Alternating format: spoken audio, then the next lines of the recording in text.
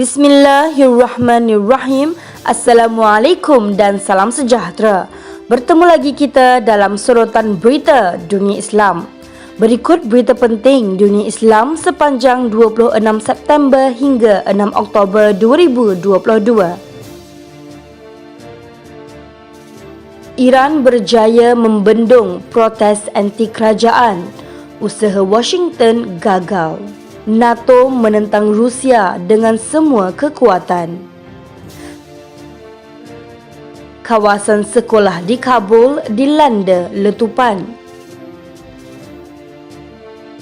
Amerika Syarikat, rejim Israel perancang rusuhan di Iran. Media Israel melaporkan bahawa pihak berkuasa di Iran berjaya meredakan gelombang protes anti kerajaan di mana terdapat penurunan yang sangat ketara dalam saiz dan kekuatan protes tersebut sambil menyatakan bahawa usaha Amerika Syarikat tidak berfungsi. Awal hari Sabtu, agensi berita Tasnim Iran melaporkan bahawa protes anti kerajaan di Iran turun sebanyak 90% di seluruh Republik Islam pada malam Jumaat apabila penunjuk perasaan pro kerajaan turun ke jalan bagi membantah protes tersebut di seluruh negara. Manakala Ketua Pengarah Perubatan Forensik di wilayah Tehran berkata pada Rabu bahawa tiada kesan pukulan atau luka di kepala dan muka pada Mahsa Amini, seorang wanita muda Iran yang meninggal dunia baru-baru ini. Polis Iran menerbitkan rakaman CCTV mendokumenkan saat-saat terakhir Mahsa Amini di balai polis. Polis Tehran berkata rakaman itu membuktikan bahawa wanita yang berusia 22 tahun itu tidak menghadapi sebarang tindakan keganasan atau penderaan fizikal.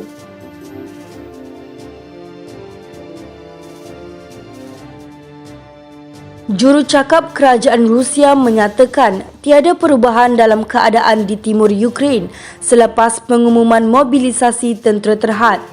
Menurutnya, NATO dengan seluruh kekuatan logistik dan ketenteraannya berada di hadapan Rusia. Seperti yang dipetik oleh agensi berita Sputnik pada Khamis, Dmitry Peskov membantah laporan media-media barat mengenai usaha Rusia untuk merekrut 1 juta orang selepas pengumuman mobilisasi sebahagian tentera.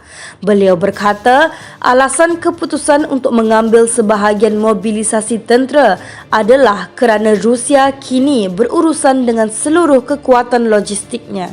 Peskov juga merujuk kepada demonstrasi dan rusuhan malam sebelumnya di Rusia yang membantah pengumuman sebahagian penggerakan tentera.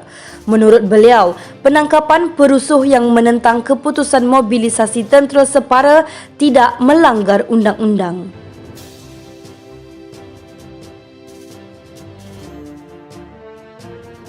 Media Afghanistan melaporkan satu letupan baru di wilayah Khair Khana, Bandar Kabul.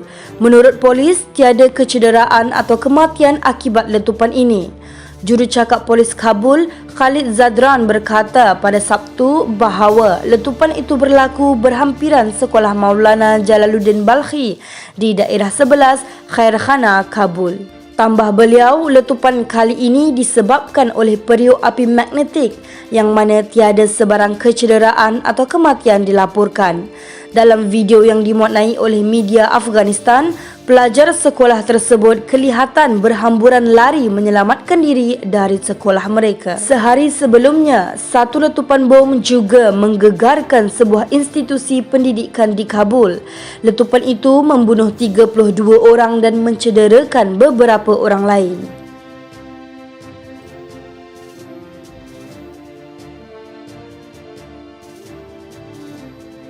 Pemimpin Revolusi Islam Ayatullah Said Ali Khamenei memberi reaksi kepada rusuhan baru-baru ini di negara ini dengan menggelarkannya sebagai rancangan jahat oleh Amerika Syarikat dan rejim Zionis. Bercakap pada majlis graduasi bagi kadet tentera di Universiti Latihan Pegawai Imam Hassan pada pagi Isnin, Ayatullah Said Ali Khamenei berkata bahawa rusuhan baru-baru ini di negara ini direka oleh Amerika Syarikat, rejim Zionis dan kuncu-kuncu mereka. Dalam perkembangan terkini, Ketidakadilan telah berlaku kepada pasukan penguatkuasaan undang-undang negara, pasukan sukarelawan Basij dan bangsa Iran.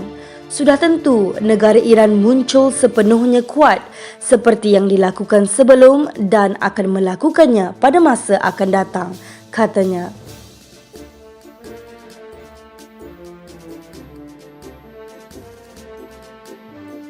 Sekian sorotan berita dunia Islam. Dengarkan kata-kata hikmah ini. Saudara, kehidupan itu cuma 2 hari. 1 hari berpihak kepadamu dan 1 hari melawanmu. Maka pada saat ia berpihak kepadamu, jangan bangga dan teruja. Pada saat ia melawanmu, bersabarlah. Kerana keduanya adalah ujian bagimu. Fikirkanlah. Jangan lupa like, share dan subscribe channel Sejagat TV, Kebangkitan Islam Sejagat. Hingga kita jumpa lagi nanti. Assalamualaikum.